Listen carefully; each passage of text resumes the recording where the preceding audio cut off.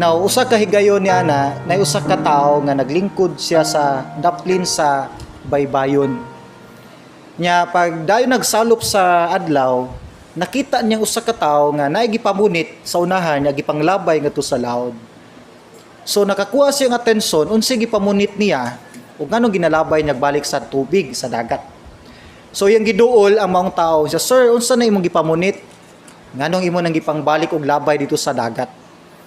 Adingon ang lalaki siya nga, mga starfish man ni. Kaya tag starfish? Nganong imo man nagipampunit, sir, niya mong gipanglabay balik sa dagat? Ingon siya nga, ang mga starfish dili mabuhi dinhi sa daplin sa baybayon lang.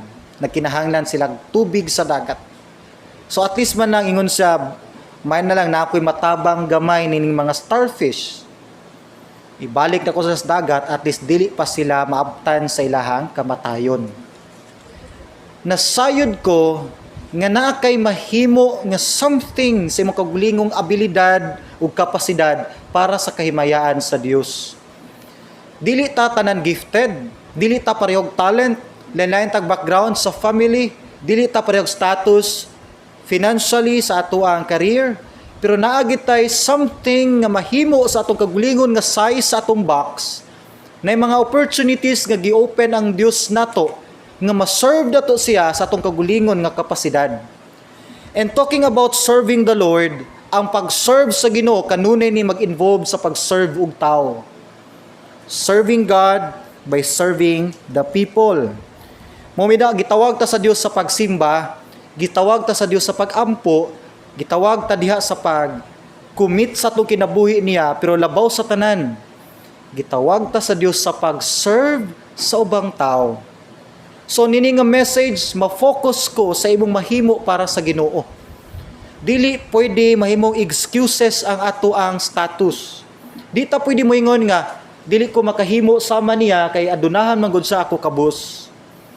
Dili ko kahimo sa mahimo kay sa talented ako dili.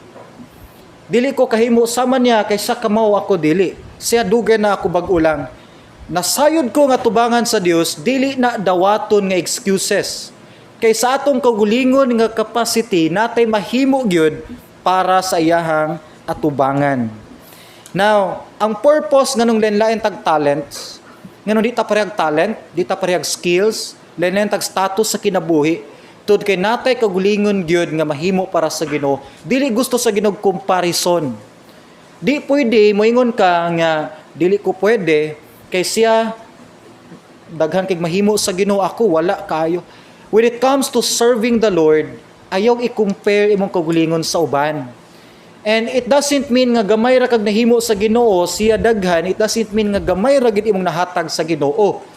Kay sa parable of talents, nagibilinan og 5, nagibilinan og 2, gibilinan og 1. Ang 5 nahimong 10, ang 2 nahimong 4, pero si 4 og si 5, the same recognition lang ang ilang nadawat sa ilang master. Tud ka ang Ginoo nangita og skilled nga tao. Wa sa nangitag tao nga daghang kay resources. Nangita siya tao nga gikan gid sa kasing-kasing. E ug kana sa nga message para na sa imuhang kinabuhi. Now, ang ato ang pagpangalagad sa Ginoo usbon nako para gid ni sa pagserbisyo sa tao. You are not serving God if in the first place you are not serving the people. Dinhi sa church, ingon ni Paul, let us serve one another. Let us forgive one another. Let us accept one another. Hangtod dili niyo masabtan nga ang pag-serve sa Ginoo may tungod sa pag-serve sa ubang tao, di gyud ma-promote ang humility sa imong kinabuhi. Moong na mga Christians na mga tao nga grabe ka kayo ka self-righteous. Feeling nila kanabang balaan kay sila makasasala kay usa ka tawo tuod kay wala nila nasabtan nga ang pag-serve sa Dios mao gid ang pag-serve sa tao. Mobitaw ng cross, duha sa ka-lane. Ang isa nag-point sa taas ug ubos, isa sa pikas ug pikas. Ang straight line nag-point out sa imong relationship ug ngadto sa Dios. Ang pikas nga line naghisgot sa imong relationship ngadto sa imong isig ka tao. Ingon ni Christ, dili ka pasayloon sa amahan sa imong pagpangayag pasaylo kung wala ka nakapasaylo sa usa ka tawo. Ingon sa biyain nimong offering diha, dili na ko na dawaton, pakig-reconcile sa dito, balikan na, dawaton na ko na. So he was talking about our personal accountability with other people, dili lang sa mga Christians, bisan sa mga unbelievers. Okay? So mo na essence nga nung nag-serve ta, aron makita sa mga tao, nga willing ta mo reach out nila, willing ta makig-communicate nila. Kinumdum ko ni Cornelius, nasa gidumala nga mga hundreds of soldiers. And pagkahibalo niya kinsa si Christ, curious gid siya kinsa si Ginoong Hesus. Iyang gi-invite si Apostle Peter. Layo ki si Peter gikan sa Joppa. Gi-invite niya, nagpadala siya sulugoon para moadtos iyang balay para lang mag-Bible study. And gawas pa na sa wala pa naabot si Peter, gi-invite na niya iyang mga close friends ug iyang mga relatives and of course uban niyang pamilya. Pag abot ni Apostle Peter, naka-ready na tanan ang pagkaon, ang mga tao. Pagwali ni Peter, ingon ng Bible, nga tanang tao nga naa sulod sa panimalay ni Cornelius, bisan ang mga katabang, midawat sa Ginoo. Isa na ka pamaagi nga nahimong impact imong kinabuhi sa ubang tao. Kung di ka kabalo mo share kinsa si Christ, and then pag-invite og someone sa pag-share nila, ablihi imong panimalay para sa kimayaan sa Dios. Kabalo ba ka nga ang panimalay nga abli para sa pulong sa Ginoo, para sa iyang buluhaton, usa ka panimalay nga abli biya pud sa panalangin. Pero ang panimalay nga nahimong sirado para sa buluhaton sa Ginoo, usa ka panimalay nga dili kayo hapitan sa panalangin sa Ginoo. Dinhi si Cornelius nahimong impact ang iyang kinabuhi, iyang panimalay sa iyang mga higala, sa iyang mga relatives. Kinumdum ko sa usa ka babae nga buta. Isa ka missionary pastor sa Africa, ni-share siya sa experience ngadto sa France paghimo niya sa ministry. Ingon siya, na-meet niya ning isa ka babae nga tigulang na pero buta siya. Pagka ila nining babae sa Ginoong Hesus, di niya mapugngan, gusto gid siya mo share pod kang Christ sa mga tao despite sa iyang kapansanan. So, ang himo nining babae, niadto siya sa seminary, sa ilang publishing house, na nga siya copy sa Bible nga naka-French ang translation. So, gitagaan siya sa isa ka pastor, sa missionary pastor, o isa ka Bible nga French. And then, ingon siya, pastor, di man ko kakita, paki-underline na lang sa verse nga John 3:16 sa red nga ballpen. Na-curious ang missionary pastor, unsay purpose sa babae nganong gipa-underline na niyang John 3:16. So gikan anang adlaw, gisubaybayan sa missionary ang babae. Didto rin siya nagtrabaho sa isa ka school sa mga high school students. O ang ginabuhat din sa babae didto, isa siya kadabang janitress, tiglimpyo. Pero ginaat nga niya mga estudyante, inig out nila sa eskwelahan, mag-atang siya dito dapit sa gate, bit-bit niya yung Bible, bisag dili siya kakita, manguhit sa mga young people, ug muhangyo siya nga, dong, pwede ba niyo mabasa ning naka-underline nga mga verses? And ingon pa sa missionary, tanang mga batan-on nga mubasa sa iyahang gipabasa, iyang explainan, unsay content sa John 3:16. For God so loved the world that He gave His only Son, that whosoever believes in Him shall not perish but have everlasting life. Muna ginahimo niya, gikan siya na save, nakadawat ni Christ, hangtod na lang siya namatay. And according sa missionary pastor, gikan anang tungura sa tanang batan-on nga gi-explainan sa maong babae nga buta. 24 nila ang nahimong mga pastors. Yes, dili reason ang ato ang status. Naagi opportunity nga giabli ang Dios nato nga magamit atong kinabuhi nga impact sa ubang tao bisan pa sa atong kagulingon lang nga status. Ug una sa tanan, dapat natay kasing-kasing. Kay bisan pagpila kalibo ka opportunities ang gi-offer sa Ginoo nato, kung wa tay heart gyud mo witness, masayang lang ang mga opportunities. Ako nagtuo ko nga daghag chances ng imong mga relatives dugay ra unta nang nimong nadala sa Ginoo. Ang imong mga friends, dugay ra unta na nimong nadala sa Ginoo kung sensitive pa ta sa mga opportunities nga gi-open sa Ginoo nato. Opportunities, yes, daghang opportunities para mo improve ta sa atong career, mo hayahay atong pagpuyo, makalampos ta, mahayahay ta. Pero nining opportunity dinhi sa aspect sa ministry sa atong Ginoo. Siguro lang di ta sensitive sa mga opportunities gi-open sa Ginoo nang hangtod karon daghan sa atong mga relatives, sa atong mga friends ang wala pa sa Ginoo. Sa Davao, na-meet na kong isa ka Londoner, na-meet na mo ni Mr. Cathy. Isa sa kababae, mga 34-year-old. And then single, nato siya sa church. Siya, pastor, pwede ba ninyo ubanan? Siya lang isa, siya, pwede mi ubanan ninyo sa imong team. Gusto niya tabangan ang mga street children, particularly mga badjaw. Dito mi sa dapit sa Davao nga gitawag og Isla Verde. Isa siya ka murag isolated nga place sa mga badjaw. Nakabalo matakin sa mga badjaw. So nganong ka naman yung ministry ma'am gipili siya nga ambot di niya ma-explain basta naagid siya passion o compassion sa mga bata o mga tao nga kabus. Abi nimo ingon siya, nagtrabaho siya for how many years, nagtigom siya para lang makakwarta siya iyang itabang sa mga street children, itabang sa mga ginikanan nga nagkalisod. Uto nakatigom-tigom na siya, niadto siya Davao City, gibanan na mo sa pag-abot na mo sa Isla Verde. Ang kanabitaw ang mga agianan, kwayan-kwayan lang, ilalom tubig. Pag-abot pala na mo sa entrance, nakaadto na siya dito, nabalik-balik na, nisugat sa daghan mga 50 or 40 or 50 ka mga bata. Kabalo magibos mga bata. Gihalukan siya, gigakos siya, love kay niya si Gail, yung pangalan. Grabe nimo. Ang mga bata dito, mga puno pagsipon, o ligo, mga. Pero abi nimo samtang nag-observe ko niya, lipay kay siya. Lipay jud kay siya. Mura siyang naggakos og tao nga humot kaayo ba. Wa si arte-arte love gid kay niya mga bata. Ya lipay gid kay siya, wa gi pakaron ingnon. And mo tong ginapalitan niya mga materials ang mga bata, mga school supplies, ginapalitan niya mga groceries ang mga ginikanan. Ang purpose niya para ma-reach out sila o madala sila diha kay Jesus Christ. Mo iyang purpose. Iyang ginawin ilang heart, pinagis pagtabang, then naghimo na siya nag-lecture sa mga bata, dala sa mga materials, magkingkoy-kingkoy po sa dito. And then ang mga parents iyang gina-reach out po. Abi mo samtang nag-observe ko niya, nakaingon ko sa akong gulingon ba sa hilom.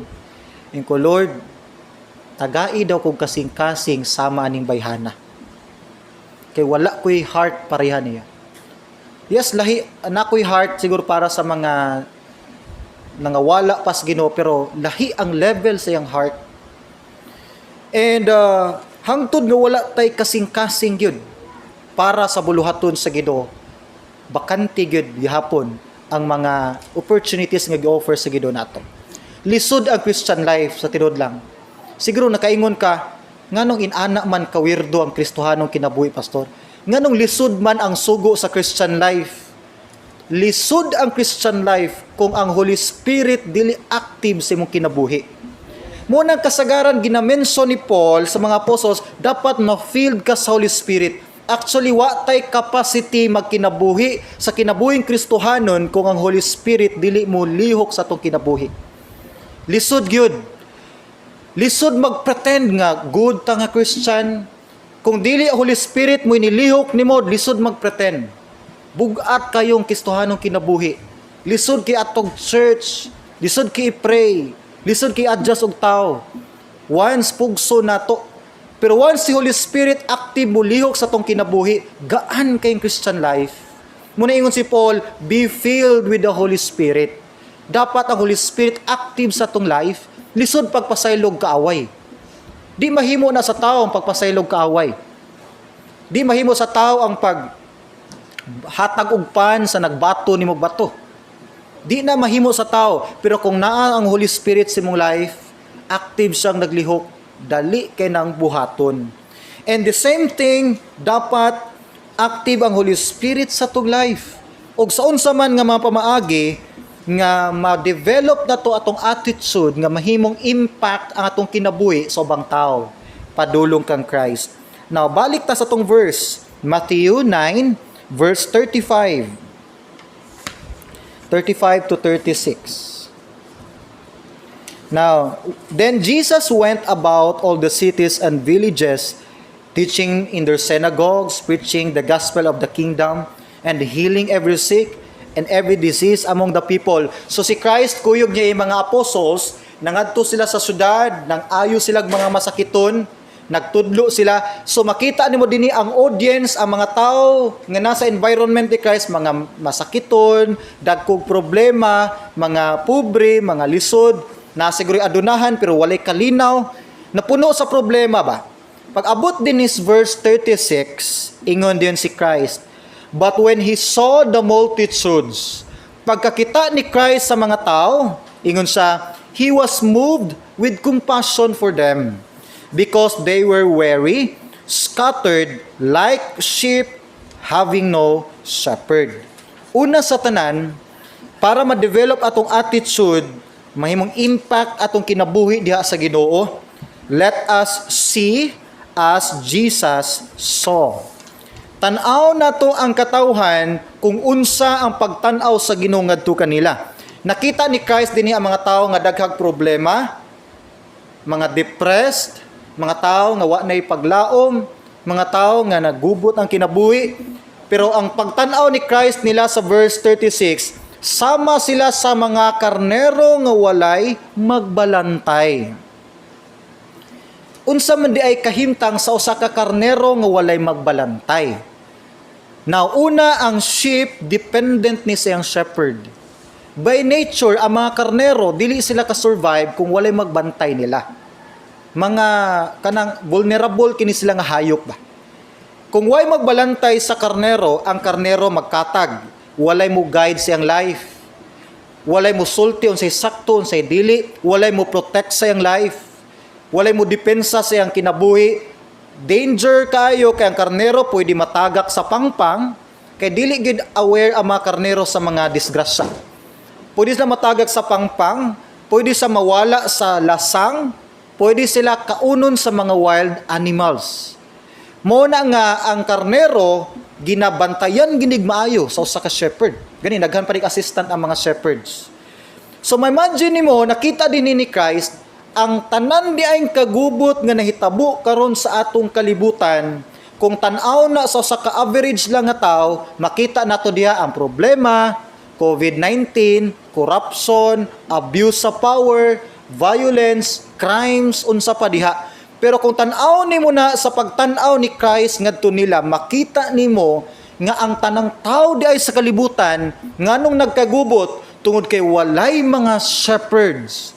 Walay mga Kristohanon nga willing magpakabana sa ilang spiritual nga status. Mo na reason, gabi nagtanaw ko sa India, mga 2 days ago naman to nga video. Grabe ang nitabo sa India. Ang mga ospital sirado na, di napasudlag mga patients sa COVID. To the point nga ang mga dag-uban na nagdiha na naglinyas karsada, nagbitbit sila mga pasyente, naghigdas karsada uban sa sakyanan, nagbitbit og mga oxygen. And then rally pagkabuntag gibuhat gilinya ang mga oxygen tank kay nangahutdan na wa na ospital muhatag pag oxygen or baligya kay kulang na mismo sa ilang pasyente sa sulod. Nangamatay na ang mga tao diha mismo sa gate sa ospital. Inana ang status sa India. And sa kadaghan sa mga nangamatay, di na mudawat ang cremation center. Di na madag cremate tanan. So nag-initiate na lang ang government, gitagaan sila open ground nga pangsunugon nilang ilang kagulingon nga mga minahal sa kinabuhi. Di man pwede ilubong, di ba? Sunugon man gid basta COVID. And gabi nagtan-aw ko, di na ko ma-imagine kung ako magsunog sa usa ka tawo lawa sa minahal nimo sa kinabuhi. Nya di man pwede daghan mo magsunog, gamay raman. Naay isa ka bata didto, dalaga, bit ni iyang papa namatay. Unya, wa siya kauban, nangailan sa assistant sa pagpasan. Wa pa siya kahoy. Wa pa siya idea asa niya sunugon, basta ipasunog daw. Niya kung magdilaab na da, magtanaw ka sa imong minals kinabuhi. Maako nimo na, grabe ang pain. And kabalo taon sa status sa India. Ang India, layo jud kaayo sa layo jud kay sa Ginoo na nga dapit. Although na mga missionaries dito, praise the Lord, pero kabalo taon sa ilang religion. Wala gi halos kailan ni Jesus Christ. Gabi nagtanaw ko sa video, nakita nako grabe ka in demand na gyud ang pag-commit sa mga Christians. Gi-lockdown tag pila ka bulan, nihunong tag evangelize diha sa dalan. Dapat mo improve atong evangelism sa online. So gipugnan ta pag evangelize diha sa highway, diha sa mga balay, and reason ba na nga mahunong ng evangelism? Dapat magpadayon gyapon ta sa online. May imagine nimo, ang update, pila ka mga church leaders ang nag-resign. Thousands of church leaders nag-resign every month. Ni times 2 pa na siya during sa pandemic. Dito may seminary last Friday, nag-attend may conference. Isa sa problema sa mga directors nato sa seminary, bisan sa ubang part sa kalibutan sa Pilipinas sa seminaries, problema sila kay wa nay mga seminaryan nagpa-enroll. Ilang problema sa una kay unsaon sa ipakaon sa seminaryan, sa mga magpastor, magleader. Karon problema sila kay wa na sila ipakanon og tudluan. Nag-crisis pud appeal ang mga students. Kung moabot ang panahon nga wala na yung mga preachers, wa na mo wali dinhi sa church, wa na mo adto dito sa mga mission, wa na willing mag-mission. What if moingon na lang ang mga member Christians nga mag-member na lang ko pastor, di na ko ganahan mag-missionary. Nahadlo ko. Buhi-uno na kong pamilya, tapos yun magpabuhi pa yun ko dito. What if maabot ang panahon nga wa nagi mga shepherds? Wa na mga shepherds, wa na mag-train og another batch sa mga shepherds, unsay mahitabo sa atong kalibutan. Na picture out ba nato na? So kanunay nato tan-awon ang spiritual nga side. Ang nahitabo nga violence, criminality, corruption, patay, virus sa atong kalibutan, likod ni ana isa sa mga mablame ha. Tungod kay nagkaluya ang mga Christians. Nagka-weak ang mga churches. Nagkahuyang ang mga prayers. Ingon gani Christ, pag ampo in town mo nga magpadala og daghang laborer diri sa field. Nagkaluya ang mga prayers.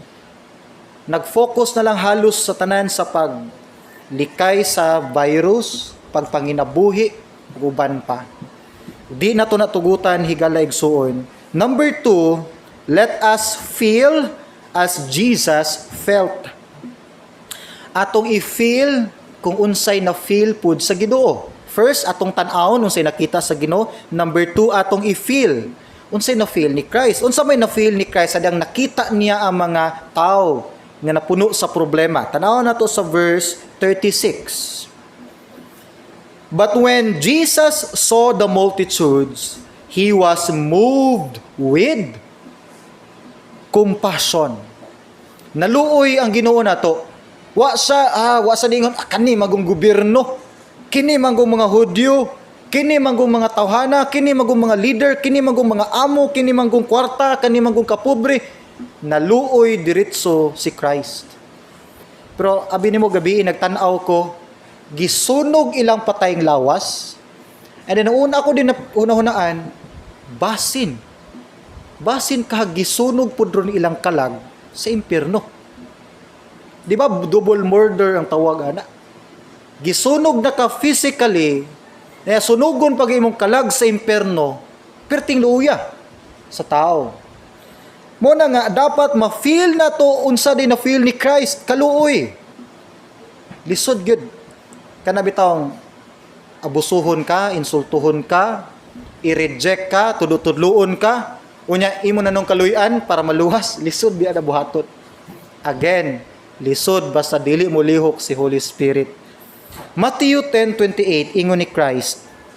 Matthew 10:28, do not fear those who kill the body, but cannot kill the soul, but rather fear him who is able to destroy both soul and body in hell. Ingon ni Christ, ayaw kahadlok sa mupatay lang sa imuhang unod. virus, mahadlok ta physically, sakit man good. Pero ang point din ni Christ, kung nahadlok ang tao sa physical niyang kahimtang, sa virus na physical lang ang mahatag niya nga sakit, dapat how much more dapat ang atong kahadlok sa imperno nga mogi mo sunog sa kalag ug lawas tato didto. Meaning to say, kung mas nabalaka ta sa paglikay nining virus, mas dapat mabalaka ta iyang kalag malikay gid unta sa imperno. Honestly, kanang bitaw kita ako funeral, labi nagwaten kong funeral service, labi ako'y muwali. Ang una yung musulod sa kong huna-huna, asa padulong ang kalag na tong namatay. Mao ginay musulod una sa kong huna-huna. Ambot ninyo, siguro uban nato, maluoy din tas pamilya, nga gibiyaan, natural mo feel magitana. Maluoy ta kay bata pa kayo siguro, gikuha das Ginoo, napay mga anak, gibiyaan, nay pamilya, gibiyaan, maluoy ta. Pero abi niya, mas mupasulabi akong kaluoy gyud. Samtang magsikog tanaw bitaw, asa kayang kalag karuno. Gawas na lang, kung kaila ko natong tawhana nga, nakadawat na tos Ginoo. Kabalo na ka ba nga, nagdawat na tos Ginoo, nangalagad na tos Ginoo, marilib ta gamay. Mo ni isa sa benefit sa mga Kristohanon. Ang usa ka dili Christian, walay idea unsa ng salvation, mapuno ginas gibug-aton iyang gibati. Gibiyaan na sa minalas kinabuhi, gibiyaan pa sa utang, biyaan pag responsibility, and then sakit kay sa feeling. Pero kita as Christians, kung kahibaluta nga kanang minahal na tos kinabuhi kuha sa Ginoo, nya kahibaluta nga nakadawat na ni Christ, mugaan gamay atong pagbati biya. Mugaan. Ingon ni David, pagkamatay sa iyang firstborn son, ingon sa Lord, di naman sa mubalik dinhi, pero Ginoo, magkita gyapon mi kay ako mo'y muadto niya. Sakit mabiyaag minahal sa kinabuhi, labi nagkalit. Pero isa sa makahatag na tong kalipay, makahupay sa tong pagbati, nga kay baluta one day sa langit, magkita gihapon ta didto. Pero kana kung nakasure ka nga nakadawat siya sa Ginoo. Munang atong isiguraduhon sa dili pa na mahitabo, ato gyung himong impact ang atong kinabuhi ngadto nila. Mangita tagway nga atong kinabuhi mahimong tulay ba nga makadungog sila sa Ginoong Hesus. Sa dili pa ulahi ang tanan. Dagan ko giwalihan nga funeral service. Nga moingon ang mahingtungdan nga sayang kayo kay wa na ko siya nasharean sa Ginoo atong buhi pa siya. Sayang bitaw kayo. Nya karong namatay na siya, diha na magsigig sagit-sagit ang preacher, dawat ang Ginoo. Di naman to kadawat, didto na lang sa naminaw. Muna sa dili pa ulahi ang tanan, ma-feel unta nato ang kaluoy pod sa ubang tao. Kaluoy imong relatives. Ayaw i-refer ni kung close kay mo, nindot kinyong banding. Dato siguro sila, makaingon ka, murag mas problematic pa man ko ako pastor kay nila, wa man sila problema. Tanawa unsa si Kristo mo tanaw. I-feel unsay feeling ni Christ. Wala nagpadala si Christ sa mga dato kay nga mga negosante, mas na-feel ni Christ ang kaluoy sa ilahang kalag. Luoy gyud ang taong dato. Wa man sa nimong luoy katong buhi pa siya. Tong sagilanon sa taong dato og Lazaro, siya pa noon ang nag-discriminate sa mga kabus. Iya pang gikaluy-an og may si Lazaro. Pero ang taong dato, wala gid naluoy ang mga tao niya katong buhi pa siya. Didto na sa nahimong luoy kayo sa tanang luoy, katong didto na sa impyerno.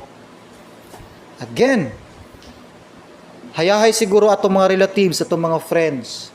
Pero ang ilang kalag sulod sa ilang lawas naghilak gyud na.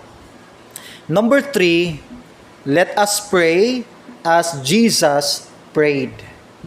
Muampo ta sama sa pagampo sa atoang Ginoong Hesus. Unsay solusyon nga gihimo ni Christ? Verse 37, Matthew 9:37 to 38. Then Jesus said to his disciples, "The harvest truly is plentiful, but the laborers are few." Ang problema nga dili di ay lang sa atoang sa virus, Gitanaw ni Christ kanunay ang tao sa spiritual gyud nga bintana. Wa niya tan-awa gid ang kahimtang sa literal. Kanunay gitanaw ni Christ ang spiritual nga status. Ingon siya, kulang kaayog mga soul winners, kulang kayog mga disciples, kulang kayog mga committed nga mga Christians, pero daghan kaayong tao ang sangyawanan. Gani daghan pang Christians magpasangyaw pa pud. And verse 38, therefore, ang solusyon ni Christ, pray to the Lord of the harvest to send out laborers into His harvest. Mag-ampo ta. Ang unod sa tong prayer, dili lang munindot atong building, managhan ang atong mga bisita, managhan ang atong mga church members, munindot atong pagpuyo, mubugat atong bulsa. Di lang na may unod sa tong prayer. Ingon ni Christ, pag-ampo nga managhan ang mga laborers. Managhan ang mga tao nga willing magpagamit diha sa buluhaton sa Ginoo. Sa India, na try na kong imagine kung moabot mahitabo sa Pilipinas ba nga di na mudawat atong mga hospitals o pasyente. What if moabot ang point nga sirado na tanong hospital, mga matay na lang pasyente das highway, kasi may tabo. Wa na protocol, gigwardyahan ng mga ospital sa mga sundalo, kulang ng medisina, kulang ng oxygen, kulang ng tambal, kulang ng doctors, mga nurses. Abi nimo, ang church usa ni ka spiritual nga hospital. Tanang kalag nga nasakit, nasamdan sa sala, muduol gyud dapat sa church. Kung ang church moingon nga ang church para lang nis balaan ha, di kasulod tong makasasala. Walay makasulod dinhi dapat. Kay tanang tao makasasala. Kung moingon ta ang church para lang nis gagmay sala ha, ang atong dagko-dagko di kano pasudlon. Ang church mapuno naghipokrito nga mga tao. Yes, ang church gidesign ginis makasasala. Gidesign nis mga sinalikway. Pero ang church dili mo accept og sala, mutudlo siya sa insakto. Unsaon pagkorek sa tao nga nasa sala kung di siya musulod sa church. Kung di siya matudluan sa church. Kung wa nay moatiman sa mga tao nga naa sa sala, nasa kaluyahon. Unsa may ilang ugma. Unsaon pagkorek sa ilahang di mao nga binuhatan. Munong kung ang church para lang sa mga balaan, wa gid tay church. Pero praise the Lord, kay ang church gidesign ni Christ sa mga makasasala. Dinhi ta ayuhon, dinhi ta tambalan. O gabisan ang pag-invite nimo friend bitaw sa church, pwede nang mahimong usa ka impact sa iyang kinabuhi. Daghan na to dinhi ang gi-invite lang sa una sa isa ka friend diri sa church. Gi-invite lang ka, wa ka ideya, sikag tanaw orasan, sikag panghinaway kay nahiwi ang kurbata ni pastor. Pero wa lang damha, naminaw kas message ni work si Holy Spirit o karon nadawat nimong Ginoo o karon bit-bit na nimo probably ang tibok nimong pamilya. Tungod da sa pag-invite, bisan ang pag-invite ato usa ka tawo diha sa church, dako na nga impact sa iyang kinabuhi. Ang church ayuhanan. Musugot kag sa dili Monday to Saturday, samdan gyud ka. Wounded ta nga mga kalag. Ang nakita niyo nako, usa ka pastor, every Sunday muwali ko dinhi, mo Sunday school, usa ka tawo siguro tan-aw niyo nako nga lig-on, kaduulan, maka-advise, prayerful, murag di maigo bitaw atakis kaaway. Pero sultihante mo, luya kay ko nga tawo. Huyang kay ko nga tao. Walay taas ubos dato dinhi. Tanan ta pariham makasasala. Christian ta pero natay mga failures, natay mga imperfections. Nay time nga maigo ko sa atakis kaaway. Maigo ko sa mga pana, mahuyang ko Monday to Saturday, piang gyud ta spiritually, nasamdan ta daghan tag mga kaluyahon. Pero abi nimo every Sunday morning, bisan unsa na ka stress sa Sabado pag study, mumbangon jud ko sa adlong Domingo, di lang tungod kay muwali ko, tungod kay excited ko, kay ayuhon na pud ko sa Dios diha sa church. ayuhon gid ta niya spiritually sa church. Masabta nato nga tanang naa dinhi sa church, tanan ta pasyente, dili ako ang doktor. Isa lang atong doktor, ang Holy Spirit. Siya'y moayos sa tanang guba nato dinhi nga kasing-kasing o kinabuhi. Munang bisan ang pag-invite nimo og usa ka tawo diri sa church, posible mahimo ng dako kayo nga impact sa iyang kinabuhi usab. Mo na atong mission, mo na atong purpose, nga ang atong kinabuhi mahimong kahayag, mahimo tang asin nga mohatag og lasa sa kinabuhi sa tao, mahimo tang impact ngadto sa ubang tao nga madala nato diha sa Ginoo. Magampo ta, Ginoo, nagapasalamat mi, buhi imong mga pulong nining mga orasa nga unta, Ginoo, na plastar ni sa among kasing-kasing nga di ay, Lord, ang among kinabuhi imong gidesign para mahimo ming tulay, guide sa mga tao diha pabalik nimo. Unta, Lord, di mi madalas kahadlok, di mi madalas kabalaka, di mi makadala, Lord, sa kakumpiyansa na kayo sa among kahimtang sa kalibutan. Mas makita unta namo, Lord, unsa imong nakita sa mga tao, mas ma-feel namo unsa imong na-feel para nila, ug mas moampo mi unsa imong pag-ampo pod para sa tao sa kalibutan. I-preserve ang FMMBC mga magpabilin nga klase nga kasing-kasing hangtod sa iyong pagbalik. Ingon man namong tanan sa ngalan ni Jesus. Amen ug amen.